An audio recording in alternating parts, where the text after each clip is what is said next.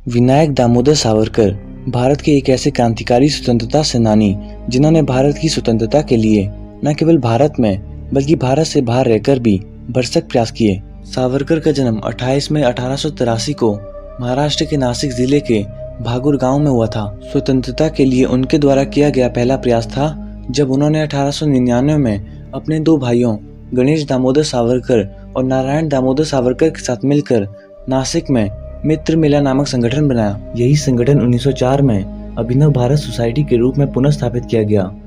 ये एक गुप्त संगठन था जो युवाओं को क्रांतिकारी आंदोलनों के लिए तैयार करता था। ये अभिनव भारत सोसाइटी इटली में मैजनी द्वारा स्थापित यंग इटली सोसाइटी से प्रेरित थी।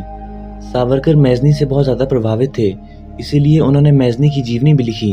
1906 में जब आगे की पढ़ाई के लिए सावरकर ब्रिटेन गए तो वहाँ वे इंडियन होम रूल लीग नामक एक क्रांतिकारी संस्था में शामिल हुए। ये संस्था 1905 में लंदन में श्यामजी कृष्ण वर्मा द्वारा स्थापित एक गुप्त संस्था थी। इस संस्था की स्थापना का उद्देश्य ब्रिटेन में भारतीय छात्रों के बीच राष्ट्रवादी विचारधारा को बढ़ावा देना था। ये संस्था इंडिया हाउस का भी संचालन करती थी। ये एक घर था जहाँ भारतीय छात्र रहते थे। सावरकर भी इसी इंडिया हाउस में रहकर स्वतंत्रता के लिए कार्य करते रहे। इसी इंडिया हाउस में रहकर उन्होंने 1857 की क्रांति पर मराठी भाषा में इंडियन वॉर ऑफ इंडिपेंडेंस नामक पुस्तक लिखी। सावरकर ने कहा कि 1857 की क्रांति भारत का पहला स्वतंत्रता संग्राम था, यानी स्वतंत्रता के लिए किया गया पहला प्रयास। लेकिन इस पुस्तक को प्रकाशित करने से पहले ही प्रतिबंधित कर दिया गया।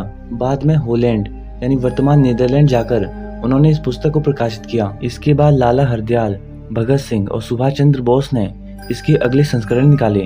लाला हरदयाल ने ही इसका इंग्लिश में अनुवाद किया। इंडिया हाउस में रहते हुए सावरकर लाला हरदयाल, श्यामजी कृष्ण वर्मा, मदन लाल ढींगरा और भगत सिंह के चाचा अजीत सिंह जैसे क्रांतिकारियों से भी मिले।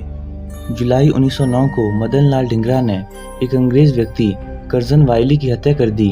कर्जन वाइली इंडिया हाउस की जासूसी करता था, इसी कारण मदन लाल ढींगरा ने उसे मार दिया। इस घटना के बाद मदन लाल ढींगरा को 16 अगस्त 1909 को फांसी दे दी गई। इसी बीच 1909 में नासिक षड्यंत्र हुआ। वीडी सावरकर अभी ब्रिटेन में ही थे। उन्होंने इंडिया हाउस में काम करने वाले एक रसोइये चतुर्भुज आमीन के हाथों कुछ पिस्तौलें भारत भेजी। चतुर्भुज आमीन ने ब्रिटेन से लाए ये हथियार भारत में अभिनव भारत सोसाइटी को सौंपे। इस मामले में वीडी सावरकर के भाई गणेश दामोदर सावरकर को दोषी माना गया। गणेश दामोदर सावरकर पर केस चलाकर अंग्रेज जज जैक्सन ने उन्हें जेल भेज दिया। इससे नाराज एक क्रांतिकारी लक्ष्मी नारायण कनेरे ने जैक्सन की हत्या कर दी। इसे ही नासिक षड्यंत्र कहा जाता है। इस घटना के बाद 37 लोगों पर केस चलाया गया, जिसमें वीडी सावरकर का भी नाम था। इनमें से 3 लोगों को फांसी की सजा सुनाई गई। लक्ष्मी अनंत कनेरे, गोपाल जी कृष्ण करवे और नारायण देश पांडे, इन तीनों को इस मामले में दोषी माना गया। 1910 में सावरकर को नासिक षड्यंत्र में मोरिया नामक जहाज से भारत लाया गया। जब ये जहाज फ्रांस के बंदरगाह मार्सेले पहुंचा तो सावरकर पानी में कूद गए, लेकिन वे भाग नहीं सके और उन्हें भारत लाया गया। 1911 में उन्हें आजीवन कारावास की सजा हुई और उन्हें अंडमान की सेल्युलर जेल भेज दिया गया।